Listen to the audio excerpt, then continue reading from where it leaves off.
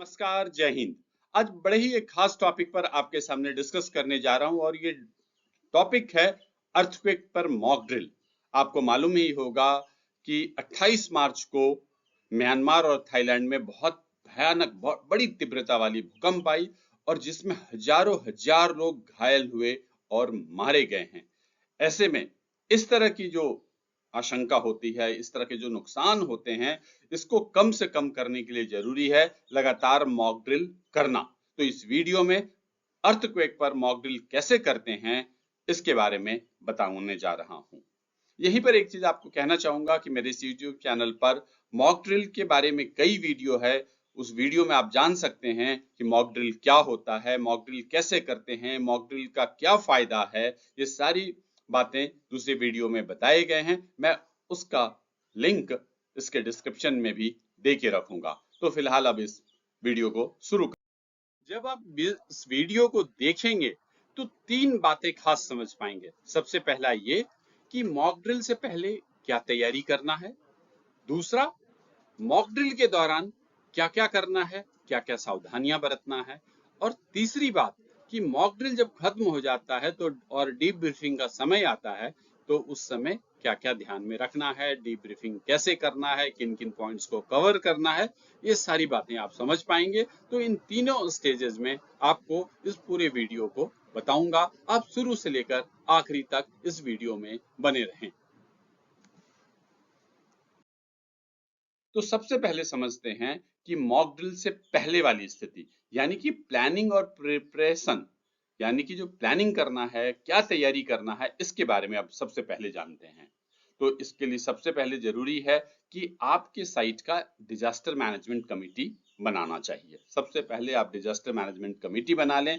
इस कमेटी में का काम क्या होगा? मॉक ड्रिल की प्लानिंग करेंगे, मॉक ड्रिल को ऑर्गेनाइज करेंगे, मॉक ड्रिल को ऑब्जर्व करेंगे, उसको देखेंगे कि सही तरीके से हो रहा है या नहीं हो रहा है, और इसमें किन लोगों को शामिल करना है। इसमें शामिल करने का यही तरीका है कि जो ऑर्गेनाइजेशन के हेड हैं, ऑर्गेनाइजेशन के अलग अलग जो एचओडीज हैं, सिक्योरिटी हेड हो गए, सेफ्टी हेड हो गए, एचआर हेड हो गए, एडमिन हेड हो गए, ऑपरेशन हेड हो गए, तो इन सारे जो इम्पोर्टेंट जो लोग हैं वो सारे लोग इस कमेटी में होने चाहिए। अगर मान लिया स्कूल के डिजास्टर मैनेजमेंट कमेटी बनाना है तो उसमें स्कूल के principal, class teacher, class representative, admin incharge, floor warden, fleet manager, ये सारे लोग अर्थक्वेक इमरजेंसी रिस्पांस प्लान यानी डिजास्टर मैनेजमेंट कमेटी है उसके मेंबर होने चाहिए। तो सबसे पहले तो आपने डिजास्टर मैनेजमेंट कमेटी बना दिया। कमेटी बनाने के बाद आपको क्या करना है कि आपको अपने पूरे साइट के सेफ जोन की पहचान करना है, यानी कि आपके जो साइट है वहां कौन से सेफ है और कौन अनसेफ है, इसकी पहचान करना जरूरी है। इसके बाद कि अगर अर्थक्वेक आ जाता है तो लोग अपनी जगह से कैसे बाहर निकलेंगे, उस रूट यानी इवैक्यूएशन रूट की पहचान करना है।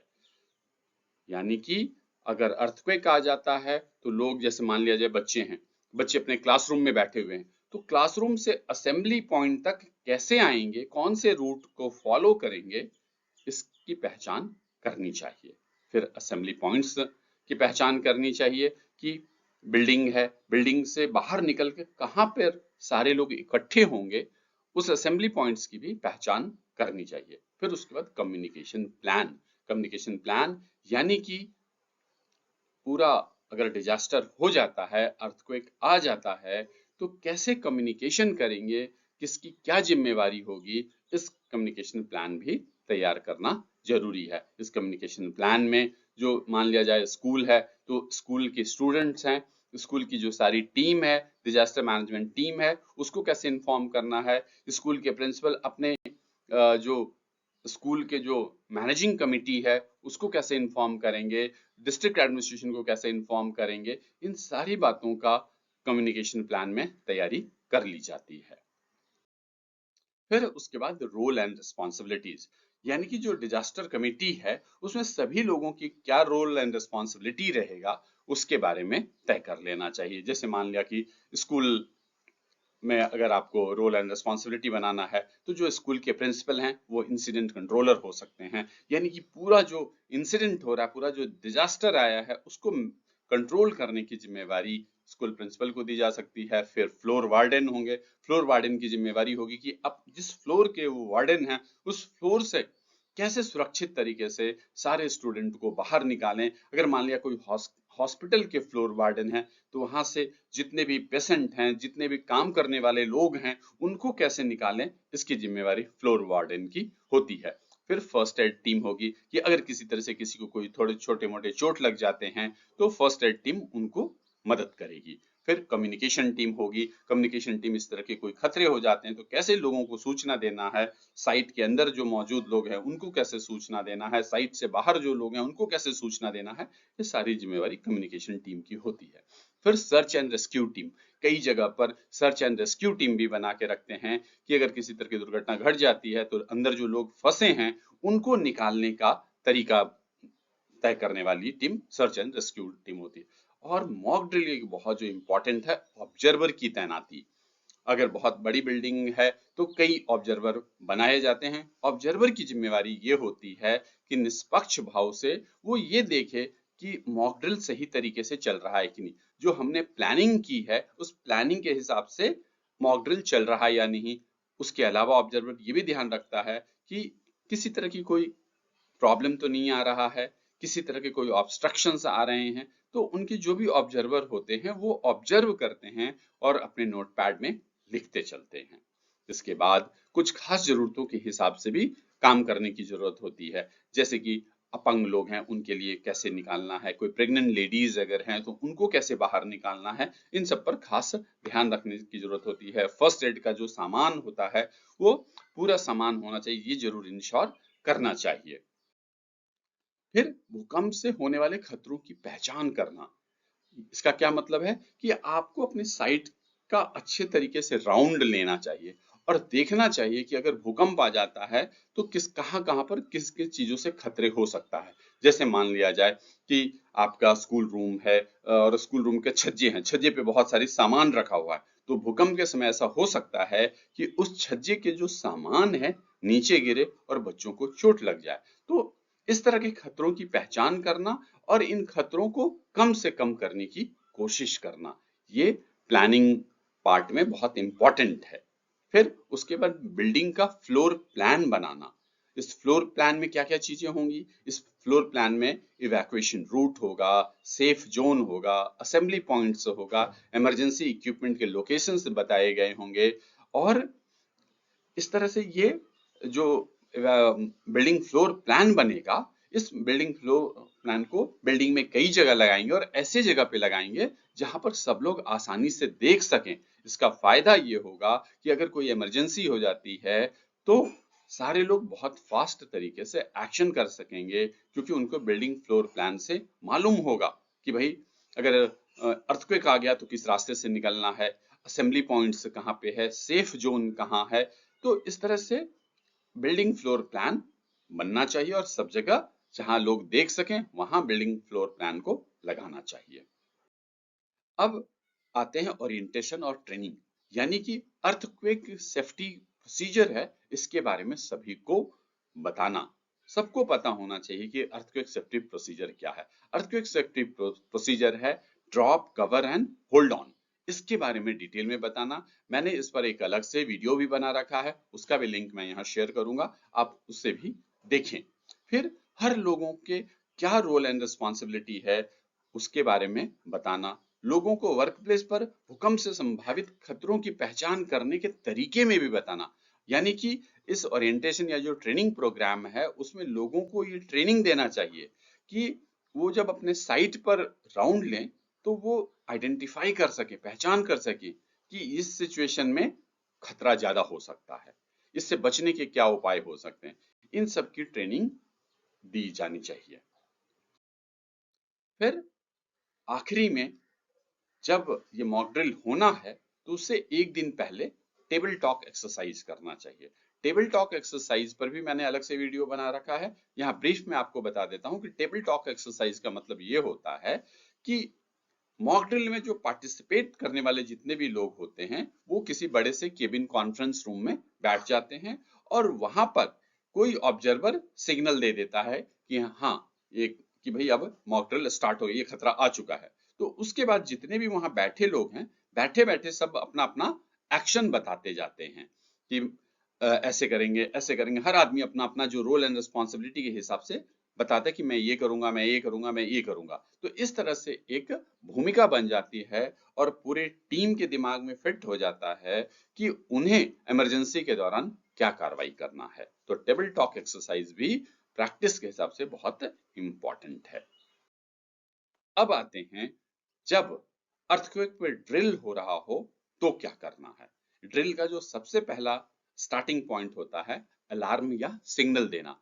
सायरन सायरन बजा दिया जाता है, घंटी बजा दी, जैसे स्कूल है तो घंटी बजा देते हैं, या वहाँ पीए इक्विपमेंट्स होता है तो उसे अनाउंस कर देते हैं। उस अनाउंसमेंट में ये बता दिया जाता है कि भूकंप आ चुका है, सभी लोग एक्शन लें।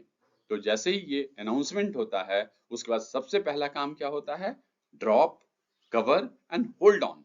यहाँ इसके बारे में थोड़ा सा बता दें।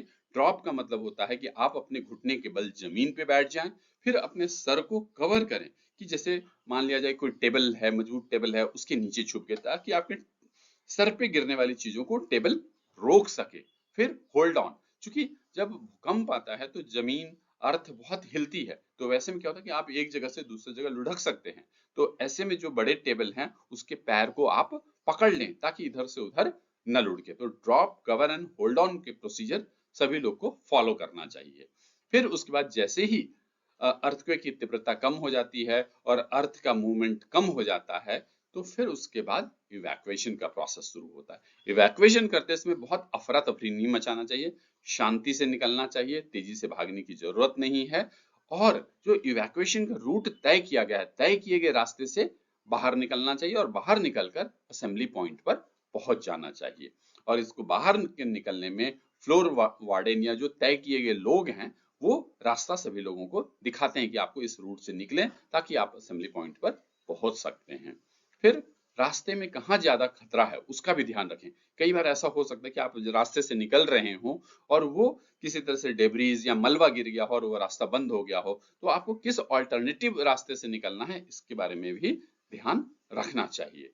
एक और खास बात कि इस तरह के सिचुएशन में लिफ्ट का इस्तेमाल नहीं करना चाहिए, इसकी जगह पर सीढ़ियों का इस्तेमाल करना अच्छा रहता है।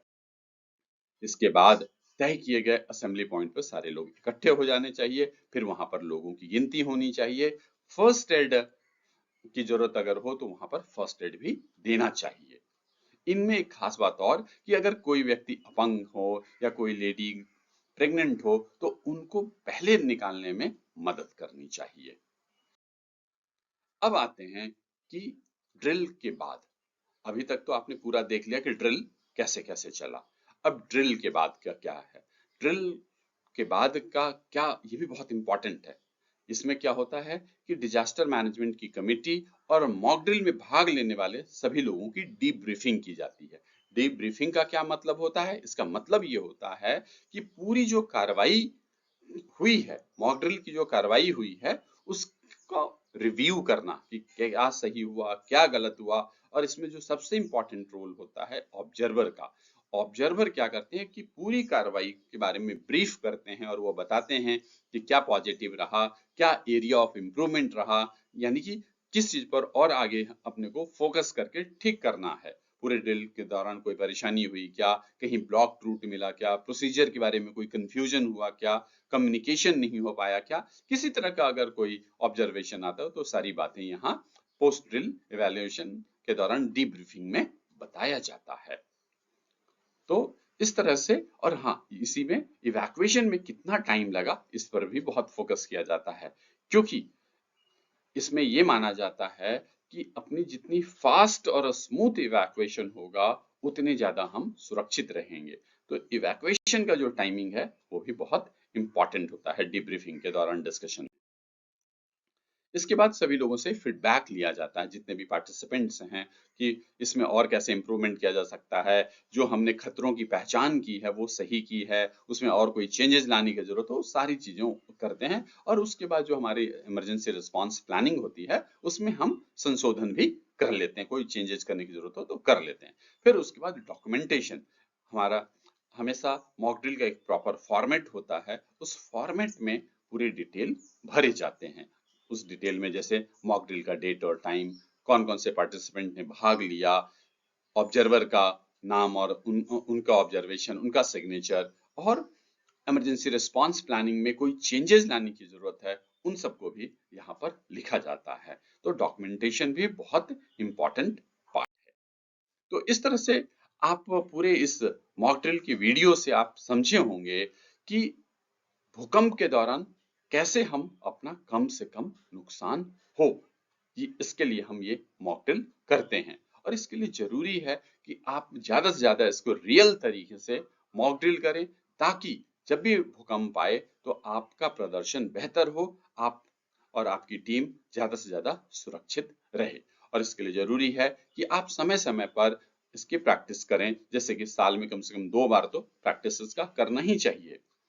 अगर किसी तरह की इमरजेंसी रिस्पांस प्लानिंग में कोई चेंजेस लाने की जरूरत हो, तो आप मौके के हिसाब से इमरजेंसी रिस्पांस प्लानिंग में चेंजेस ला सकते हैं। अगर आप किसी स्कूल में हैं, किसी ऑफिस में हैं, मल्टी स्टोरी बिल्डिंग में हैं या हॉस्पिटल में हैं, तो उसमें थोड़े थोड़े चेंजेस की जरूरत हो सकती है आपके इमरजेंसी रिस्पांस प्लानिंग में, तो वो आप थोड़े थोड़े चेंज करके अपडेट करते रहें, ताकि मौके पर आपकी कार्रवाई बहुत इफेक्टिव तरीके से हो सके। तो इस तरह से मुझे उम्मीद है कि अर्थक्वेक पर ये जो मॉक ड्रिल का वीडियो है आपको अच्छा लगा होगा। अगर अच्छा लगा है तो इस चैनल को सब्सक्राइब करें, लाइक करें, कमेंट करें, शेयर करें। जय हिंद।